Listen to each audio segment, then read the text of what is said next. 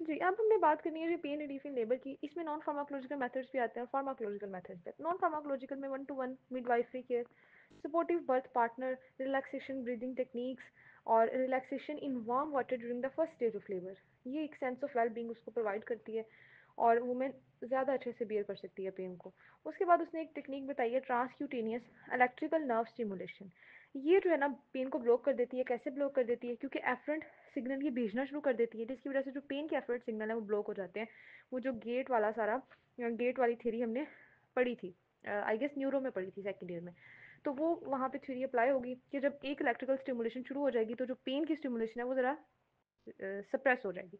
आगे बात करते हैं फार्माकोलॉजिकल मेथड की। तो सबसे पहले ओपियोइड्स की उसने बात की। ओपियोइड्स जो होते हैं वो यूजुअली डॉक्टर की एडवाइस के बगैर भी मिडवाइफ दे सकती हैं और ये लेकिन लिमिटेड पेन रिलीफ प्रोवाइड करते हैं लेबर के दौरान और इनके साइड इफ़ेक्ट्स थोड़े ज़्यादा हैं।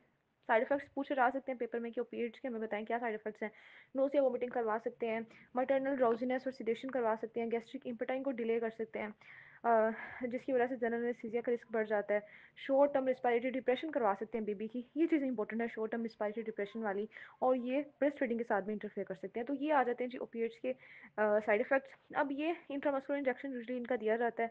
सबक्यूटेनियस और इंट्रावेनस इंफ्यूजन भी दी जा सकती है। आजकल जो एक टेक्निक आई है पेशेंट कंट्रोल्ड एनाल्जेसिया।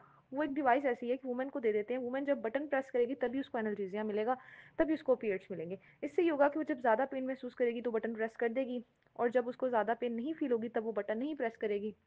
इससे जो है वो खुद डिटरमाइन कर लेगी उसको कितना एनाल्जेसिया चाहिए। अगर हम इस जो है वो एनाल्जेसिक डिवाइस में usually short acting opiate insert करते हैं, जिसकी वजह से होता है कि जैसे उसको कॉन्ट्रैक्शन आती है वो बटन प्रेस करती है, उसको रिलीफ मिल जाता है। फिर क्योंकि शॉर्ट एक्टिंग होता है तो इसका इफेक्ट खत्म हो जाता है, फिर अगली कॉन्ट्रैक्शन आती है उसको फिर पेन फील होती है, फिर से बटन प्रेस करती है।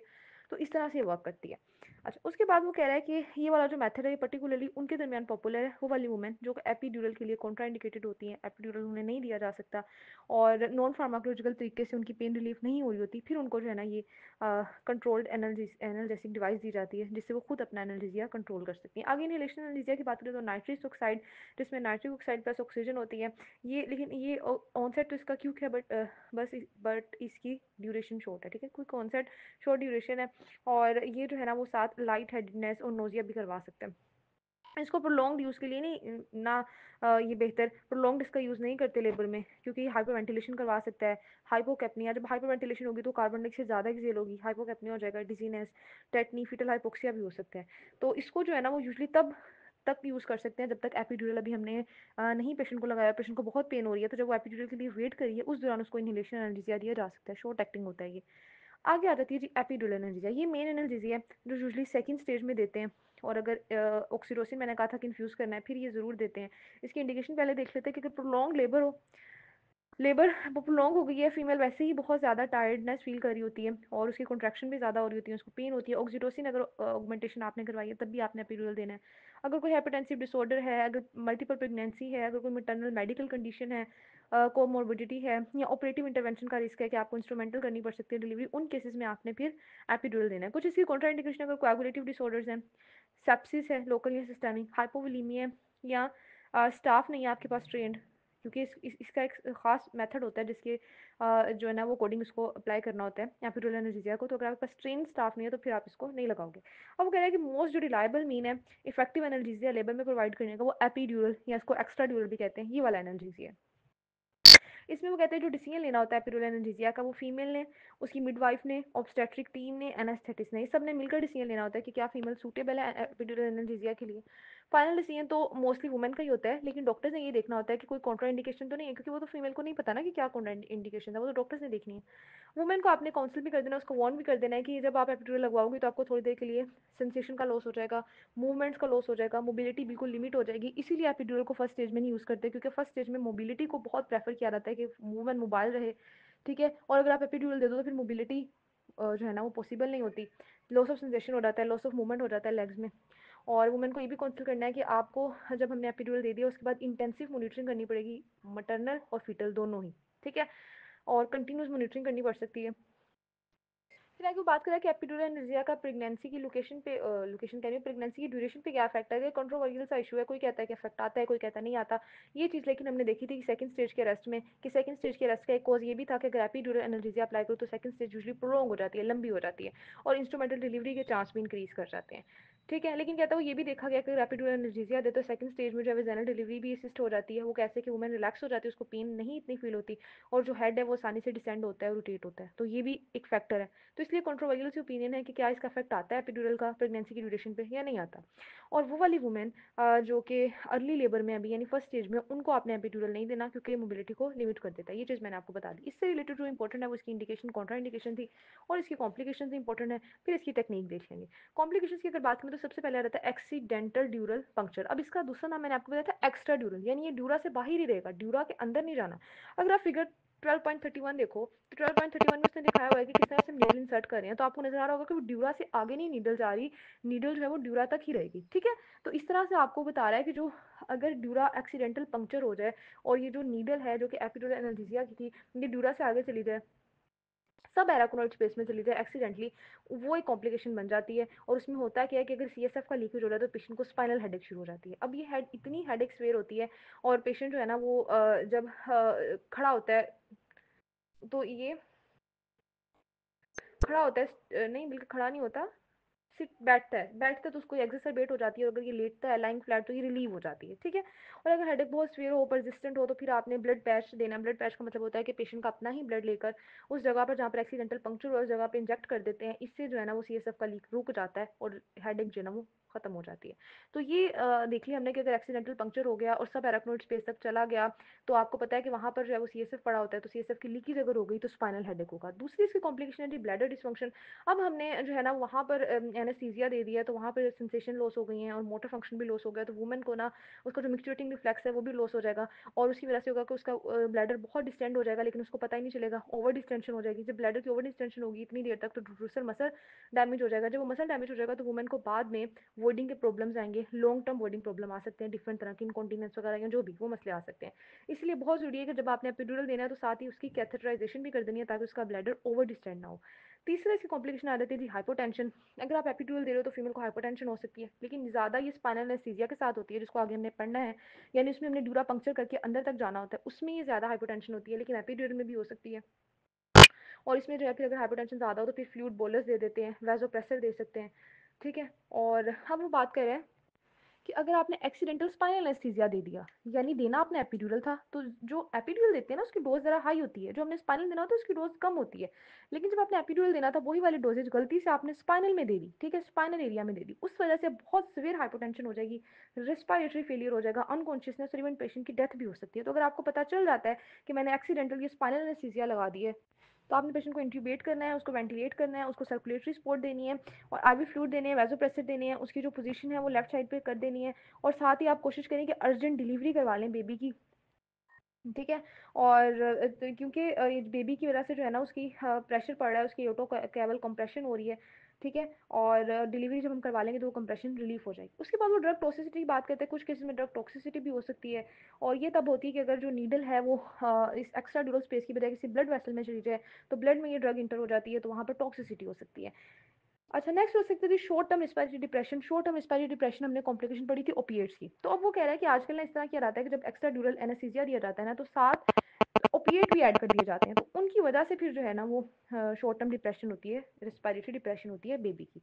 तो ये तो कुछ कॉम्प्लिकेशन थी जिनको हमने डिटेल में देख लिया। अब बात करते हैं टेक्निक की। तो टेक्निक ये है कि वुमेन या तो बैठी होगी, फुली फ्लेक्स्ड होगा उसका जो है ना वो हिप जॉइंट, और या फिर वो लेफ्ट लेटरल पोजिशन में होगी। ठीक है, और वो कह रहा है कि अगर उसकी फ्लेक्शन करवाएं हिप जॉइंट पर और अपर स्पाइन पे फ्लेक्शन करवाएं तो इससे जो स्पेसेस होती हैं वर्टिब्रल बॉडी के दरमियान वो ओपन अप हो जाती हैं। फिर एसेप्टिक टेक्निक यूज़ करते हुए आपने कैथेटर को इंसर्ट करना होता है, या L2 L3 के दरमियान, L3 L4 के, L4 L5 के दरमियान, कहीं भी इंटरस्पेस आपने उसको इंजेक्ट कर देना है, इंसर्ट कर देना है। और फिर उसमें जो है ना वो आपने, अब आपने ये चेक करना है, डायरेक्टली आपने मेडिसिन नहीं इंजेक्ट कर देनी, आपने अभी सिर्फ कैथेटर डाली है और अब आपने कैथेटर से एस्पायर करके देखना है कि क्या ब्लड या सीएसएफ तो नहीं आ रहा। अगर ब्लड आएगा तो मतलब आपने ब्लड वेसल में डाल दिया, अब उसको आपने निकालना है बाहर। और अगर सीएसएफ आएगा तो मतलब आपने स्पाइनल जो है ना वो आप स्पेस में आप सब एराक्नोइड स्पेस में ले गए हो। तो सब एराक्नोइड स्पेस में अगर आप ले गए हो और वहाँ पर अगर आपने कैथेटर डाल दिया तो फिर सीएसएफ लीकेज हो सकता है, स्पाइनल हेडेक हो सकती है। इसीलिए आपने कैथेटर को एस्पायर करके पहले देखना है कि क्या सीएसएफ या ब्लड तो नहीं आ रहा। उसके बाद आपने एक टेस्ट डोज देनी है। टेस्ट डोज हम क्यों दे रहे हैं, ये हम देखने लगे हैं कि कैथेटर जो है वो स्पाइनल तक तो नहीं चली गई, ठीक है, सब एराक्नोइड स्पेस तक तो नहीं चलेगी। क्योंकि ये होता है कि हम ना टेस्ट डोज देते हैं बहुत डाइल्यूट सा एनेस्थीसिया हम देते हैं, एनेस्थेटिक देते हैं, लोकल एनेस्थेटिक। अब ये डाइल्यूट देने के बाद हम 5 मिनट वेट करते हैं। अगर तो ये करेक्ट स्पेस में एपिड्यूरल स्पेस एक्साड्यूरल स्पेस में ही था, हमारी कैथेटर सही थी और हमने डाइल्यूट सा दिया, इसका पेशेंट में कोई खास इफेक्ट नहीं आएगा क्योंकि बहुत डाइल्यूट था। लेकिन अगर गलती से हमारी कैथेटर जो है वो एक्स्ट्रा ड्यूरल की बजाय सब एराक्नोइड स्पेस में या स्पाइनल स्पेस में मौजूद हुई तो उसकी वजह से ये डाइल्यूट ही बहुत ज़्यादा इफेक्ट कॉज करेगा और पेशेंट को जो है ना वो लेग वीकनेस और सेंसरी ब्लॉक और पेरिफेरल वासोडाइलेशन होना शुरू हो जाएगी। तो हमें पता चल गया हमने कैथेटर गलत इंसर्ट कर दिया। इस तरह से पहले एस्पायर करके देखा हमने कि ब्लड या सीएसएफ तो नहीं आ रहा, उसके बाद हमने ये टेस्ट डोज दे के देखी। इतनी कंफर्मेशन करने के बाद फिर जो है ना पेशेंट को वो अगर हमें कंफर्म हो जाए कि नहीं हमारी कैथेटर सही जगह पर है, फिर हम जो है ना वो 5 मिनट वेट करने के बाद लोडिंग डोज दे देते हैं, एडमिनिस्टर कर देते हैं। अब वो लोडिंग डोज में होता क्या है, उसमें मिक्सचर होता है, लोकल एनेस्थेटिक होता है एजेंट जो कि यूजली बीपी ब्यूपीवाकेन होता है 0.1% और 7 ओपियोइड्स होते हैं, ठीक है, फेंटेनाइल। तो इन दोनों का मिक्सचर होते हैं जो फिर हम लोडिंग डोज इंजेक्ट कर देते हैं। ओपियोइड हम क्यों कंबाइन कर रहे हैं लोकल एनेस्थेटिक के साथ, वो कंबाइन करने का हमारा मकसद ये है कि जब ओपियोइड कंबाइन कर लेते हैं तो फिर लोकल एनेस्थेटिक की कम डोज देनी पड़ती है। ओपियोइड जो है वो पेन रिलीफ कर देते हैं तो कम डोज देनी पड़ती है एनेस्थेटिक की, जिसकी वजह से जो ऑटोनोमिक इफेक्ट है वो कम आता है और मोटर ब्लॉकेज भी कम होता है, रिड्यूस हो जाते हैं ये चीज़ें, और हाइपरटेंशन का भी फिर रिस्क कम हो जाता है। तो इसीलिए अब ओपियोइड को साथ मिला लेते हैं। और वो कह रहा है कि जब आपने लोडिंग डोज एक दफ़ा दे दी है तो फिर मदर को कहना है कि वो 5 मिनट जो है ना वो 15 मिनट तक वो उसी पोजीशन में रहेगी, लेफ्ट लेटरल पोजीशन में रहेगी या राइट लेटरल पोजीशन में रहेगी। उसका हर 5 मिनट बाद बीपी चेक होगा, ठीक है। 15 मिनट तक ये प्रोटोकॉल चलेगा कि हर 5 मिनट बाद उसका बीपी चेक होगा और उसको उसी पोजीशन में रखना है। अच्छा, अब वो कह रहा है कि अगर आपने जो है हमने कहा था कि हाइपरटेंशन ज़्यादा कॉमन है स्पाइनल एनेस्थीसिया में, वो कह रहे हैं लेकिन इसमें एक्स्ट्रा ड्यूरल में भी हाइपरटेंशन हो सकती है। उसका कॉज ये हो सकता है कि आपने जो सिंपैथेटिक टोन ब्लॉक की है उसकी वजह से वेजोडाइलेशन हो गई है और हाइपरटेंशन हो गया, तो उसको भी आपने ऐसे मैनेज करना है कि आपने आईवी फ्लूइड देने हैं, अगर नेसेसरी है तो वेजो कॉन्स्ट्रिक्टर दे देने हैं, ठीक है। अच्छा, मदर को ये कहना है कि वो सुपाइन नहीं लेटेगी क्योंकि अगर वो सुपाइन लेटेगी तो एओटो कैवल कंप्रेशन हो सकती है और मटर्नल का कार्डियो आउटपुट बहुत डिक्रीज कर सकता है, जिसकी वजह से प्लेसेंटा की परफ्यूजन खराब होगी और फीटस की परफ्यूजन खराब होगी। एक बार जब एनाल्जेसिया दे दिया तो उसको through out the labour maintain करना होता है। इंटरमीडिएट बोलस भी दिए जा सकते हैं, कंटिन्यूस इन्फ्यूजन भी दी जा सकती है, पेशेंट कंट्रोल भी दिया जा सकता है कि पेशेंट को जब जरूरत है तभी वो प्रेस करे तो उसको एपिड्यूरल एनाल्जेसिया मिल जाए। कोई भी ऑप्शन हो लेकिन उसको थ्रू आउट द लेबर फिर कंटिन्यू रखना है और वुमेन को इंकरेज करना है कि वो मूव करे। लेकिन मैंने बताया कि इसमें मोबिलिटी जो है वो थोड़ी कम ही होती है क्योंकि मोटर लॉस हो रहा होता है, वीकनेस हो रही होती है लेग्स की। और फिर वो बता रहा है कि एनेस्थीसिया को आप तब तक कंटिन्यू कर सकते हो, इस एनेस्थीसिया को आप तब तक कंटिन्यू कर सकते हो जब तक आप थर्ड स्टेज की भी कंप्लीशन करने के बाद जो कि पेरिनियल इंजरी आई है उसको भी रिपेयर कर दो, फिर वहाँ पर अब एनेस्थीसिया की फर्दर ज़रूरत नहीं है।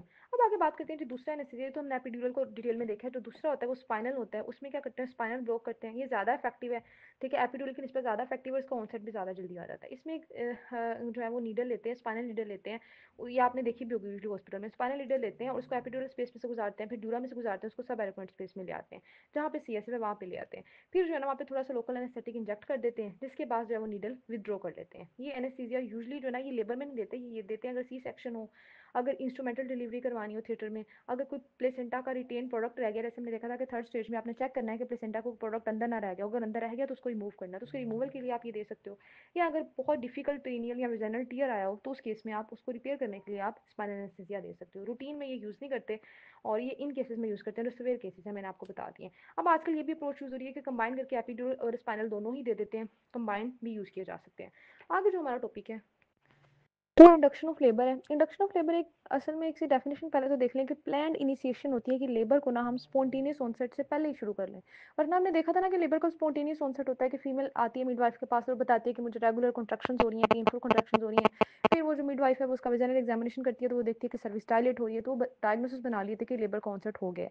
लेकिन अगर स्पॉन्टेनियस ऑनसेट का वेट ही ना किया जाए और पहले से ही लेबर इंड्यूस कर दी जाए, प्री टर्म इंड्यूस कर दी जाए, तो उसको कहते हैं जी इंडक्शन ऑफ लेबर। 20 to 25% जो डिलीवरीज हैं उनमें इंडक्शन करवानी पड़ सकती है। और यूजली इंडक्शन तब परफॉर्म करते हैं कि अगर जो फीटस है उसको या मदर को रिस्क है प्रेगनेंसी कंटिन्यू करने से, यानी अगर प्रेगनेंसी कंटिन्यू हुई तो या फीटस को रिस्क हो सकता है या मदर को। जैसे अगर प्री क्लैम्शिया होता है, मैं एक एग्जांपल देती हूँ, प्री क्लैम्शिया होता है तो उसमें ये ना कि मैटरनल रिस्क बहुत ज़्यादा होता है, और प्री क्लैम्शिया के साथ फीटस का रिस्क भी एसोसिएटेड होता है कि फीटल की ग्रोथ रिस्ट्रिक्शन हो सकती है। फिर अगर जो है वो देखते हैं कि पोस्ट टर्म प्रेगनेंसी हो गई है, टर्म जो है ना वो आगे चली गई है, 42 वीक्स हो गए हैं, लेकिन अभी तक लेबर जो है वो स्पॉन्टेनियसली शुरू ही नहीं हुई।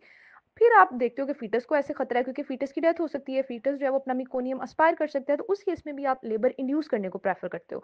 फिर एक केस लेते हैं जी, अगर प्री लेबर रप्चर हो गया मेम्ब्रेन का, इसको हमने एक डिटेल में ऑलरेडी डिस्कस कर चुके हैं कि pre labour rupture of membrane को कैसे डील करना है। उसमें हम देखते हैं कि जब प्री लेबर रप्चर हो जाता है ना, तो अगर तो टर्म पे जाकर रप्चर हुआ है, लेबर शुरू नहीं हुई लेकिन रप्चर हो गया है, तो तब आप लेबर इंड्यूस कर सकते हो, 24 आवर्स के अंदर अंदर इंड्यूस कर सकते हो। क्योंकि अगर मेम्ब्रेन का रप्चर हो जाए ना तो इन्फेक्शन के रिस्क बहुत बढ़ जाते हैं। ये जो कोरियन का एमनियन का कोरियम न्यूनाइटिस इन्फेक्शन है, इसके रिस्क बहुत बढ़ जाते हैं। फिर ये रिस्क जो है फर्दर मोबिडिटी कॉज करता है बच्चे के लिए भी और माँ के लिए भी। तो इसीलिए आपने क्या करना है, आपने 24 आवर के अंदर अंदर इंड्यूस करवा देनी है अगर रप्चर हो गई है मेम्ब्रेन, लेकिन टर्म पे। अगर टर्म से पहले और यूजली अगर 34 वीक से भी पहले रप्चर हो गया मेम्ब्रेन का, तो फिर जो है ना वो यूजली नहीं इंड्यूस करवाई जाती लेबर, उसको प्रोलॉन्ग किया जाता है प्रेगनेंसी को, क्योंकि अभी डिलीवरी से, प्री टर्म डिलीवरी से बेबी को नुकसान हो सकता है।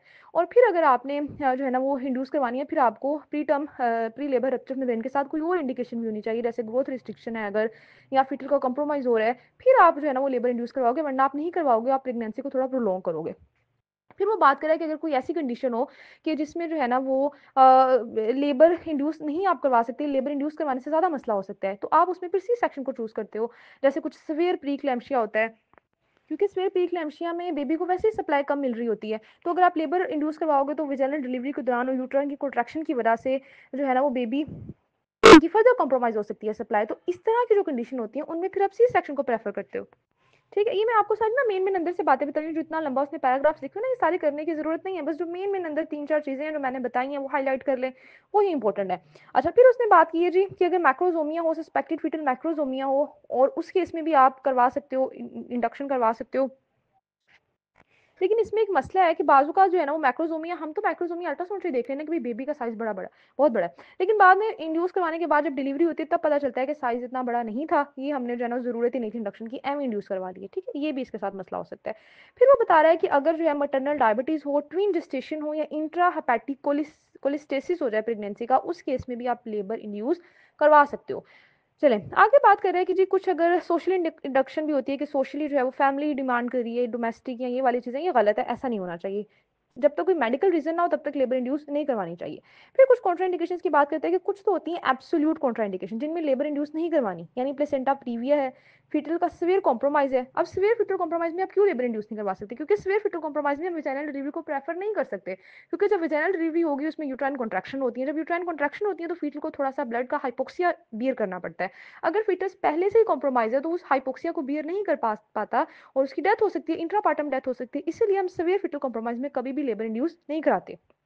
अगर मदर की कंडीशन भी डिटेरियोरेट कर रही हो, मदर को एंटीपार्टम हैमरेज हो रहा हो, या कोई कार्डियक डिजीज हो, या प्री क्लैम्शिया सवेयर हो, तो उस केस में फिर हम सी सेक्शन की तरफ जाते हैं। ठीक है, ये चीज़ें आपको क्लियर कॉन्सेप्ट्स बतानी चाहिए कि लेबर हम इंड्यूस करवाते हैं जब प्रेगनेंसी को कंटिन्यू करना ज़्यादा खतरे की बात हो, जैसे प्री क्लैम्शिया है, जैसे जो है वो रप्चर हो गया मेम्ब्रेन का, इन्फेक्शन का डर है, जैसे प्रेगनेंसी ऑलरेडी प्रोलॉन्ग हो चुकी है, जैसे फीटल ग्रोथ रिस्ट्रिक्शन है, जैसे मटरनल डायबिटीज़ है, इंट्राहेपेटिक कोलिस्टेसिस है, ट्विन जेस्टेशन है, मल्टीपल प्रेगनेंसी है, और मटरनल हाइपरटेंशन है, फीटल मैक्रोसोमिया, ये सारी इंडिकेशन तो आपने बता दी लेबर इंड्यूस करवाने की।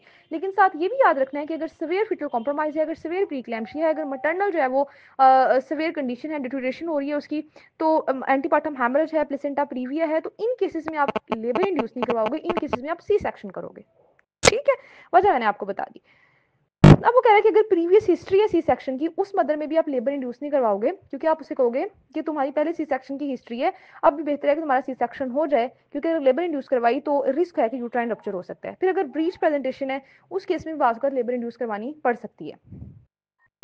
अच्छा, अब जो एब्सोल्यूट कॉन्ट्रा इंडिकेशन है, एक वो बता रहा है, नहीं सॉरी, ब्रीच प्रेजेंटेशन मैंने इंडिकेशन बोला, ये कॉन्ट्रा इंडिकेशन है ना इंडक्शन ऑफ लेबर की। आपको पता है कि ब्रीच हम सी सेक्शन से डिलीवर करना फेवर कर रहे होते हैं, तो ये भी कॉन्ट्रा इंडिकेशन है। जो पहले मैंने सारी बताई वो भी कॉन्ट्रा इंडिकेशन थी, ब्रीच प्रेजेंटेशन भी कॉन्ट्रा इंडिकेशन है, और प्री टर्म जेस्टेशन भी कॉन्ट्रा इंडिकेशन है। ठीक है, और ये सारी जो है ना कॉन्ट्राइंडिकेशन होगी। इन केसेस में अगर हमने जल्दी डिलीवर करना भी है तो हम कभी भी विजाइनल नहीं करेंगे, फिर हम सी सेक्शन कर लेंगे। चलिए आगे उसने टेबल में वही सारी इंडिकेशंस लिख दी हैं जो हम ऑलरेडी डिस्कस कर चुके हैं कि अगर प्रोलॉन्ग प्रेगनेंसी यानी टर्म से आगे चली गई है, रप्चर हो गया मेम्ब्रेन का, प्री इक्लैम्सिया है, फीटल ग्रोथ रिस्ट्रिक्शन है, डायबिटीज है, मैक्रोसोमिया है, मैटरनल इलनेस को डिटोरिएट हो रही है, एंटीपार्टम हेमरेज है, और ट्विन प्रेगनेंसीज है, कोलेस्टेसिस, इंट्राहेपेटिक कोलेस्टेसिस है, आइसोम्यूनाइजेशन है, सोशल रिस्पॉन्स, ये सारी आपको अच्छे से याद होगी। अब आप इन सारे चैप्टर्स को रीड भी कर चुके हो, आपको खुद पता है कि किन किन केसेस में हमें वक्त से पहले जो है ना वो डिलीवरी करवानी पड़ती है। आगे बिशप स्कोर की बात की, बिशप स्कोर इंपॉर्टेंट है। वो बात करता है कि जब स्पॉन्टेनियस लेबर का टाइम आता है ना तो जो सर्विक्स है वो सॉफ्ट हो जाती है। ये तो अब आपको पता है कि सर्विक्स में चेंजेस आते हैं, सर्विक्स सॉफ्ट हो जाती है, शॉर्टन हो जाती है, फॉरवर्ड मूव करती है, उसकी फेसमेंट हो जाती है, वो डायलेट करना शुरू कर देती है। तो ये सारी जो है सर्विक्स में चेंजेस आते हैं। इससे समझ आता है जी नेचुरल प्रिपरेशन हो रही है लेबर के लिए, और ये फर्स्ट स्टेज में हो रहा होता है ना जब प्रिपरेशन हो रही है, तो सर्विक्स में ये सारे चेंजेस आ रहे होते हैं कि नेचर जो है वो प्रिपेयर करी है बर्थ कनाल को। अब ये तो नेचुरल प्रोसेस है, स्पॉन्टेनियस लेबर थी इसलिए सारे चेंजेस आए। अब अगर आप खुद से लेबर इंड्यूस करने लगे हो, आप इंडक्शन ऑफ लेबर करने लगे हो, तो जरूरी नहीं है कि ये चेंजेस सारे आ जाएं और जल्दी से आ जाएं। ये चेंजेस बहुत सारा टाइम ले सकते हैं, बाजू का ये चेंजेस आ भी इनमें से कुछ आएंगे, कुछ चेंजेस ही नहीं होंगे। इस तरह से कंडीशन अनफेवरेबल हो सकती है। उसके लिए आपने एक स्कोर बनाया, बिशप स्कोर बनाया। ये आप क्या करते हो कि इंडक्शन ऑफ लेबर से पहले आप ये स्कोर चेक कर लेते हो, देख लेते हो कि प्रेजेंट कंडीशन क्या है सर्विक्स की, उस हिसाब से आप अंदाजा लगाते हो कि हम इंडक्शन अगर लेबर की करेंगे तो सर्विक्स कैसा रिस्पॉन्स शो करेगी, क्या सर्विक्स जो है वो सारे चेंजेस उसमें आ जाएंगे। अगर बिशप स्कोर हाई आए तो उसका मतलब है कि ईजियर शॉर्टर इंडक्शन जो है ना वो प्रोसेस चलेगा और जल्दी से चेंजेस आ जाएंगे। और अगर लो स्कोर हो, अनफेवरेबल सर्विस हो, तो उसका मतलब पता चलता है कि भाई बड़ी लॉन्गर जो है ना वो इंडक्शन चलेगी और बड़ा लंबा प्रोसेस होगा, इवन फेल भी हो सकता है, और इवन आपको ये प्रोसेस इतना फेल हो सकता है कि आपको इमरजेंसी में सी सेक्शन करना पड़ सकता है। पहले बिशप स्कोर को देखेंगे, फिर हम बात करेंगे कि इंडक्शन के मेथड्स कौन कौन से। हमने ये तो देख लिया इंडक्शन के इंडिकेशन क्या है, कॉन्ट्रा इंडिकेशन क्या है, ये भी देख लिया कि इंडक्शन जो है ना वो कि क्यों करते हैं, कैसे करते हैं, लेकिन ये नहीं हमने देखा कि भी मेथड्स क्या हैं। ठीक है, तो वो हम देखेंगे, लेकिन उससे पहले बिशप स्कोर की बात कर लेते हैं।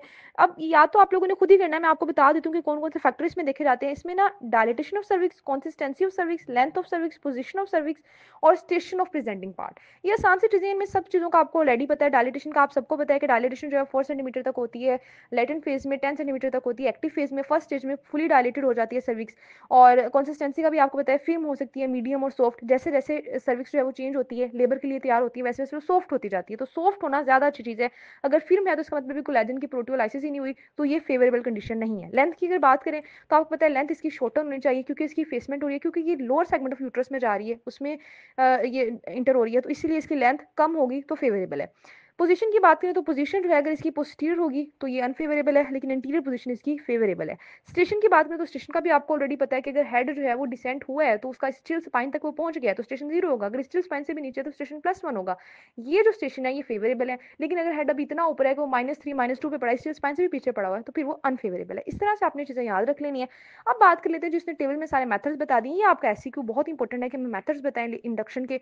मेम्ब्रेन स्वीप की जा सकती है, ठीक है, 40 वीक से ऑनवर्ड वीकली स्वीप करते हैं कि फिर लेबर इंड्यूस हो जाएगी। प्रोस्टाग्लैंडिन का जेल यूज कर सकते हैं। अब आपको मुझसे ज़्यादा पता होना चाहिए कि प्रोस्टाग्लैंडिन का जेल क्यों हम यूज़ करें, क्योंकि प्रोस्टाग्लैंडिन जो है वो एक तो गैप जंक्शन बनवा देगा यूट्रस के मसल के, दूसरा वो इंट्रासेलुलर कैल्शियम ज्यादा करवा देगा, यूट्रस में कॉन्ट्रैक्शन शुरू करवा देगा। तो प्रोस्टाग्लैंडिन का जेल यूज कर सकते हैं, टैबलेट यूज कर सकते हैं, पैसरेस यूज कर सकते हैं। सर्विक्स की राइटनिंग हो जाएगी इसकी वजह से और इनिशिएट हो जाएगी कॉन्ट्रैक्शन।